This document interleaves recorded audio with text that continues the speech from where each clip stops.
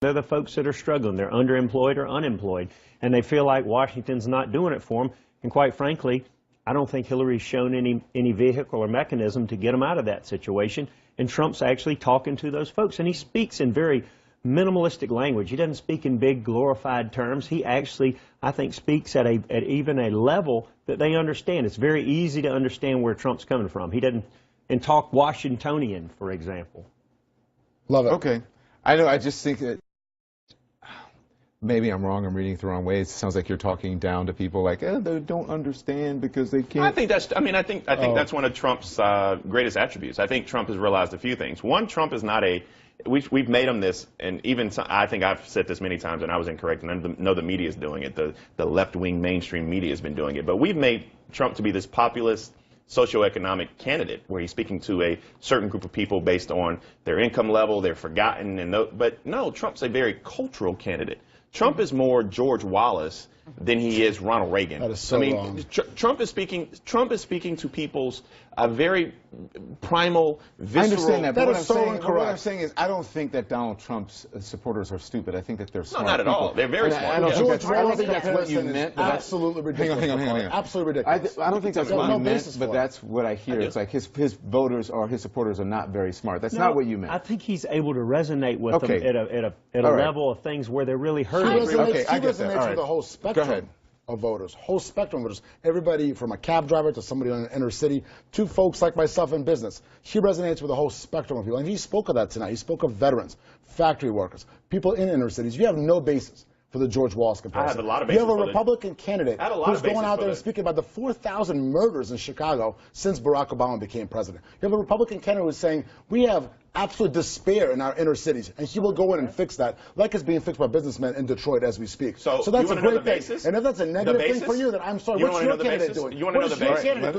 Let me answer the basis. The basis is the fact that Donald Trump's been sued not once but twice for failure to rent the African Americans. The basis is the fact of the Central Park Five when he took out that heinous ad in the New York Post, New York Times, asking for them to be executed. The basis is the fact that I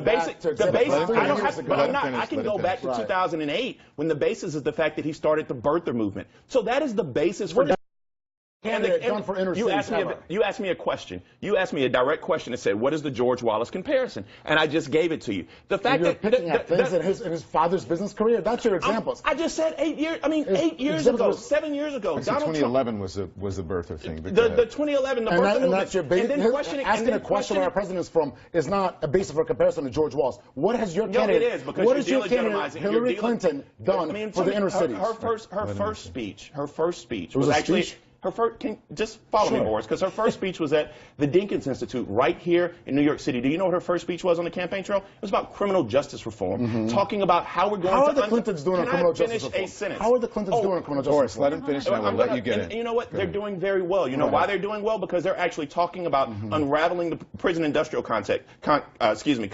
They're talking about making sure that we don't... They're talking about making sure that we don't have this prison to school to prison pipeline. I mean, which they're to blame from based on Bill Clinton's we're presidency. Talking about. The Clintons are to blame for what's going on with our prisons. When is Donald Trump going to actually say the words criminal justice reform?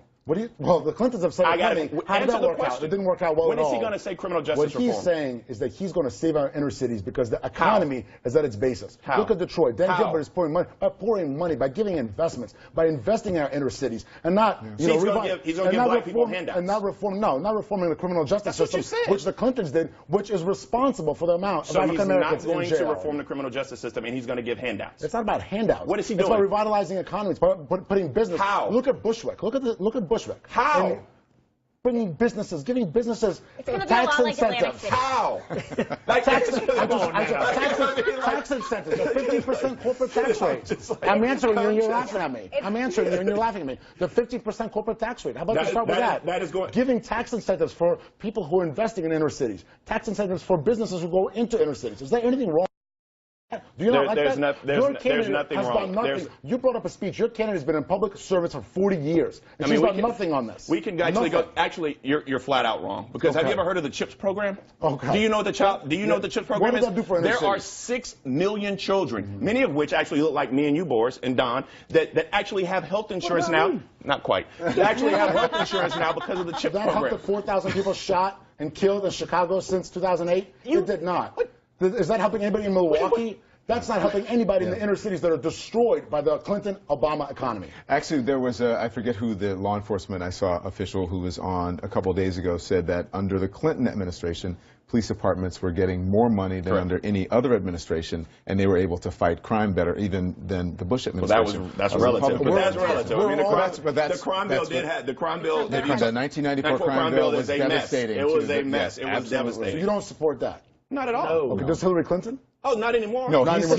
I've held her accountable for that from day one. But you can't sit here and say that the same person who asked for 5 young people to be executed was not in favor of that crime bill either. What I'll tell you is this: the person who's running for president, Donald Trump, is the one who actually will revitalize our city. You know what Hillary Clinton is doing? She's promising. She's giving you speeches. Your example was a speech. She's done nothing in her career but lie. And just like she lied about her emails, just like they're lying about the Clinton Foundation, and just like Obama lied about their ransom. All they do is lie. Donald Trump's telling the truth. You know what I promise?